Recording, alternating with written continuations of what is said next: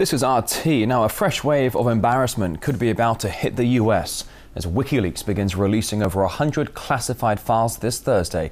This time, they're detailing America's detention procedures, including those in infamous prisons such as Guantanamo Bay and Abu Ghraib. Let's now talk to RT's Laura Smith and get some further details on this story here on RT. Good to see you today, Laura. WikiLeaks are still leading the charge for truth, even though its leader remains locked up. That's right. Being holed up in the Ecuadorian embassy in London doesn't seem to have stopped Julian Assange from working. He's been there for more than 4 months now. In fact, quite the opposite. In fact, whenever I speak to him or to any of his supporters, I say, what's he doing in there? They all say, oh, well, he's working all the time. And this is the result of his work. Starting today, Thursday, and over the next month, WikiLeaks is going to release over 100 classified or restricted files on the rules and procedures that have governed the treatment of detainees in US custody over the last 10 years. These include operating manuals and, of course, interrogation procedures for camps in Iraq and Cuba, Abu Ghraib, as you say, and, of course, Guantanamo Bay. Among the first documents to be released is the Fondation document for Guantanamo, which was written in 2002 and put into force then. And WikiLeaks say that this document is the one that went on to shape the treatment of prisoners in US military camps through the years, so then on to Abu Ghraib and other military detention facilities. And the documents talk of all aspects of camp life, access to legal visits, medical treatment, access to that as well, what possessions the prisoners are allowed to have, and also the more mundane things, like down to the details of kind of cigarette rationing and things like that.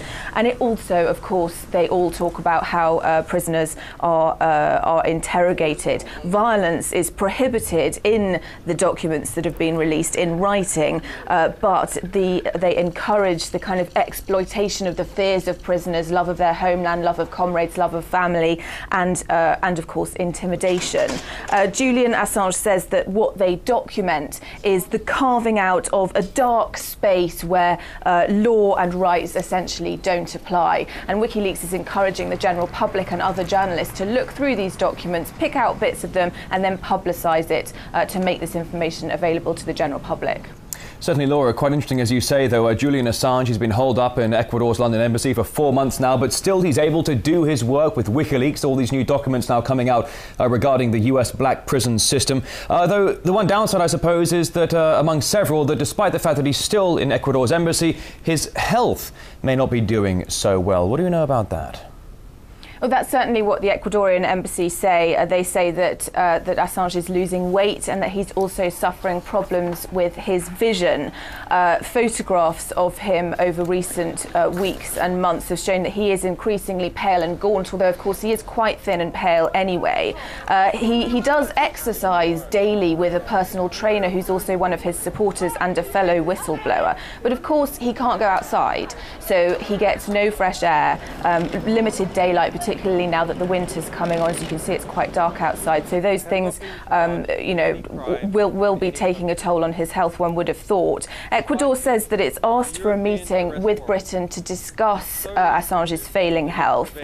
They had previously asked for written assurances that if he needed to be hospitalised, for example, he wouldn't be arrested, because of course, as things stand, if he leaves the Ecuadorian embassy, he is subject to arrest by British police.